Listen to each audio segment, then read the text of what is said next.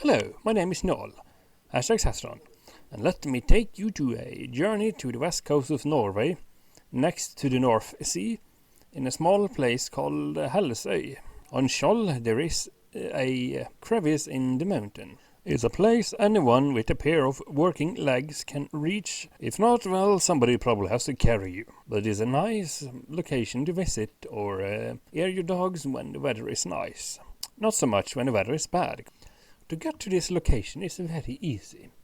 All you have to do is follow the one road that goes out there, past the church and then park at the cemetery, and just follow the path into the forest. Eventually you will reach a forest. Once you get through that forest, you will find a resting stop where you can sit under the roof and watch the view.